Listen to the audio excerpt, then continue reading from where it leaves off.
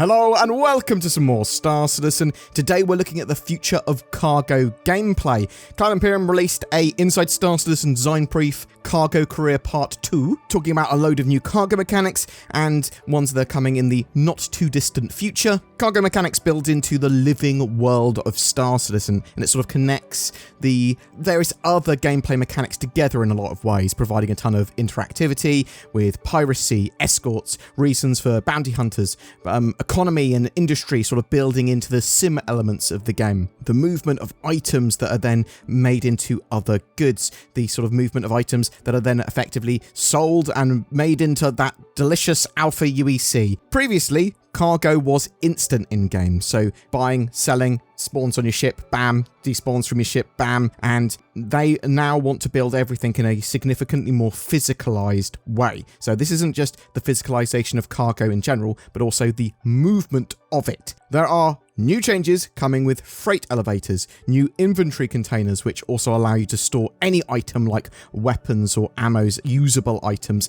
as long as the sort of cargo container has enough room, and it will have its own sort of management system for that. You'll need to move things manually in a lot of cases as well, or at least there will be a process by which things are moved from one area to another, and that will take time and some form of thought. Part of the manual loading of cargo, there's going to be choices where you place items, how you stack them. This will also physicalize a lot of cargo, this system, so you're pretty much going to be able to put any items you want onto a cargo grid and it will snap on, or you can put it in a box large enough to carry those items. And obviously you can have lots of different types of items in a box, depending on what those items are. Tractor beams are going to be incredibly important for these unloading and loading mechanics. We also learnt recently that Cloud Imperium are working towards building personal persistent hangars with customization for them eventually as well. These hangars are also instantized, so basically when you request landing, they'll go, come into this area, bam, you'll go into an area and it'll sort of close off,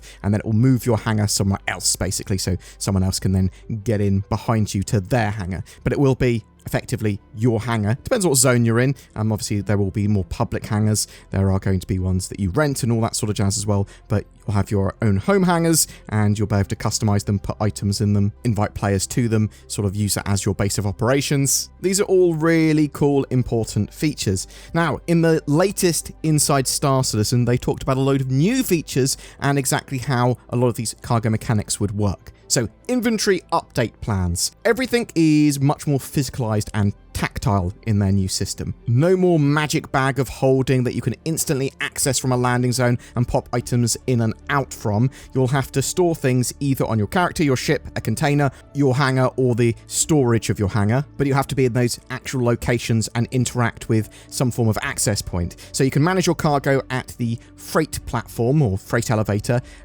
that will have a kiosk next to it in hangars, and then move your cargo from the storage there to the hangar and physicalize it, and then move it from there to your ship. Or you can move it from your ship into the cargo elevator, the freight elevator, and then put that into the storage of the hangar, all using the kiosk. I say all using the kiosk, I mean the spawning and despawning of the items will be using the kiosk. The rest of that will be you actually moving it either into the elevator if you want to put it into storage, or out of the elevator after you've spawned it onto your ship or somewhere else in your hangar. Freight elevators then are basically just big spawn containers that spawn physicalized items and other boxes. In these kiosks as well, you'll be able to manage your cargo to some degree, so you'll be able to put other items in another box and then spawn it. At larger scales, you could put massive ship components in even more massive boxes. These aren't the only access points and sort of inventory and cargo management that you'll have at landing zones though, so there will be item banks around landing zones.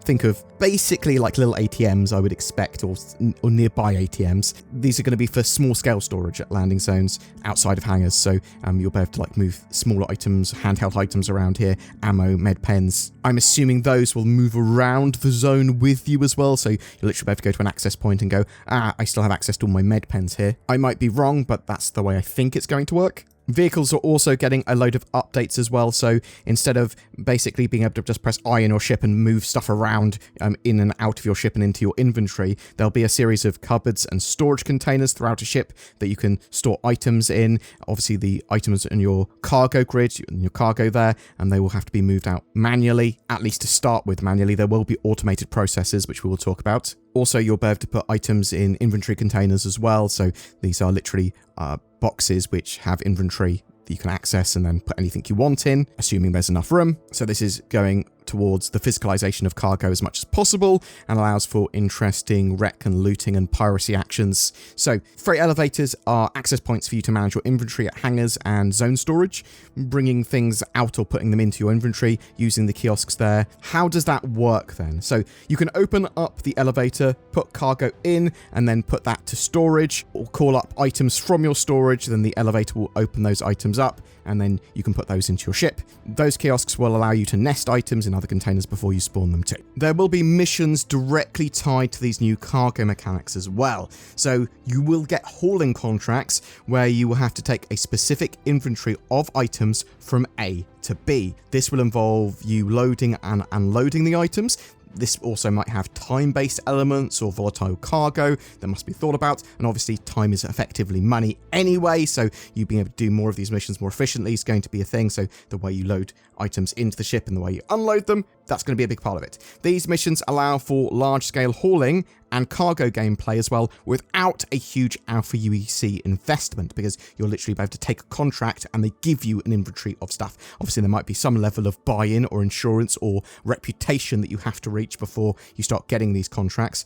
There will still be automated loading available in game as well, so it's not all just going to be manual. You will be able to, at the cost of time and funds, have and based on the facilities available, be able to have your ship loaded and unloaded. Now, with larger ships like the Hull C, that might be the only sensible way to manage your cargo, the way you sell it and buy it. You won't have access to use your ship during the loading and unloading process. We can see the start of this in Alpha 3.20. The 3.20 patch does add a large range of cargo containers, up to size 32 SCU shipping containers as well, which are absolutely massive, but there are still ones that are going to be bigger than that, and a huge range of containers for different materials.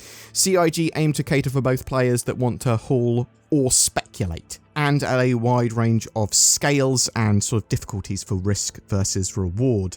They are working on economy tuning as well, as these are massive changes, obviously, and we do know eventually that they will push into a dynamic economy where it is simulated, it is player influenced but not entirely player led, and this is an important distinction between something like Star Citizen and Eve, because the economy is representative of a massive economy over the entire sort of game universe, not just the player focused economy of what they're buying and selling. Something else they talked about was unique item recovery. This is going to be incredibly important for a lot of players. Unique, valuable, subscriber, or precious items, they will be able to be retrieved in-game in some way. They talked about a lost and found, potentially in your hab, kind of part of crash recovery, where you'll be able to get your gear back and restart a mission if something like that had happened. I'm hoping for a much more in-depth insurance system though. So I really liked the Inside Star Citizen there. I really liked what they're talking about with cargo. With the unique item recovery, I just want a proper insurance system. So I want individual items to be able to be insured, potentially, or my loadout as a character to be insured, and my ships and custom loadouts to be able to be insured. I also want cargo insurance to be available. And you should be able to pay for these things with Alpha UEC in-game. Now, nothing real money, obviously, or in-game mechanics, and go, well, I'll insure my cargo. Oh, it costs quite a bit, but I'd rather have the peace of mind. I also sort of want medical insurance, but really I want medical insurance to allow you to choose where to respawn. So at a cost, you go, I'm respawning, my medical insurance was this high, so I get rescued really quickly and I get actually respawned over here, or I don't lose a life, as it were, as part of Death of a Spaceman. Things like that. Obviously, Death of a Spaceman mechanics are much further in the future, but insurance and the fear of risk and that sort of stuff does drive gameplay. For the actual cargo mechanics, though, I do have a concern over maybe things like this having too much of a time sink, being too fiddly, too many processes. A lot of players are going to see this as busy work or chores. They just want to get on with the game. But then I suppose those players don't necessarily have to do cargo hauling and that sort of extensive cargo gameplay if they don't want to. And again, I suppose if there are automated options, then that solves a lot of these issues. You can go, well, actually, I'll just have it all automatically put on board, boop, just wherever. Hauling missions, reputation is likely going to be a factor to be able to get more lucrative contracts. So yeah, I actually quite like that gateway. Go, is there a level of trust with this person? Yeah, they've done loads of other contracts before. cool. And if they fail that contract or they allow their loot to be taken, well, they're going to drop rep. Exploits are going to be a concern for me as well. Players are going to find a way to break the system, get valuable items that then others can then respawn and they can farm them like that. Farm players doing high-level hauling missions, sort of allowing that to happen. This is the thing. This will happen. Cloud Imperium will hopefully then plug those holes and evolve those systems to prevent that. One of the good things about being in an alpha is that they can address those problems as they occur and build the systems with those exploits in mind and similar exploits that could occur in the future that they sort of just are able to go, nope, those can't happen. The systems prevent that. I also have some concerns over not having something small or leaving something behind cargo-wise, and that'd be a huge faff or be quite annoying. So with hauling missions, do I only get rewarded when all of the cargo turns up? What if someone is very sneaky and just steals one SE or one tiny little container or part of a shipment? I suppose the best way of then doing it is to reward players based on the percentage of cargo that turns up intact, because there are going to be volatile cargoes and stuff like that. We also know that Cloud Imperium are going to build other types of cargo mission where they sort of go, look, there's lots and lots of iron needed here. Bring as much iron as you can, and you'll get rewarded for that. And that will sort of like be a global quest where anyone can sort of participate. Boom! That's it for your cargo updates today. Obviously, we have another video going over the part 1 of the Inside Star Citizen, which you might want to take a look at because it goes over a variety of other cargo mechanics. But I am really excited by those sort of cargo additions and changes. I'm really interested to know what you think. Is it too complicated and faffy and sort of boring for you? You're like, actually, Cloud Imperium and Star Citizen is, yeah, building into something that is very tactile and immersive, but that can be quite boring or long-winded at times. Are you super excited by these mechanics? We do know that we're getting ship-scale tractor beams in a 3.20.x patch. Do you think we're going to see some of these cargo mechanics by the end of the year? And do you like the idea of freight elevators and those kiosks and then the management and movement of those items? Or, again, too faffy? Or you think another solution is better? Whatever your thoughts, I'd love to hear from you in the comments below. NordVPN is amazing and you should buy it. It's so useful, it's easier to tell you what it can't do. NordVPN can't do your taxes. Nord, how much do I owe for VAT? NordVPN can't help you buy more spaceships. Nord, add a terrapin to my shopping cart. NordVPN can't cook for you. No, my cabbages! And NordVPN can't be your girlfriend.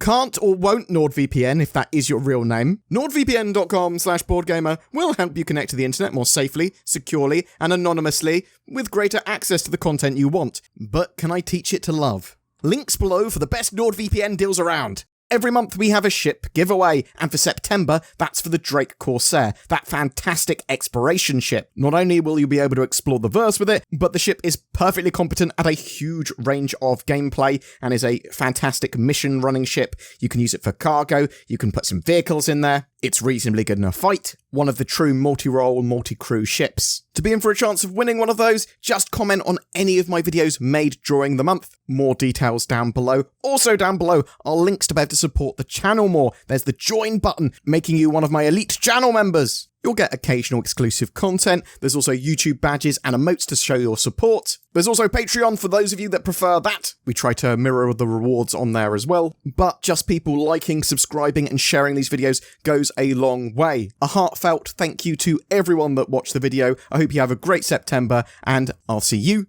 in the verse.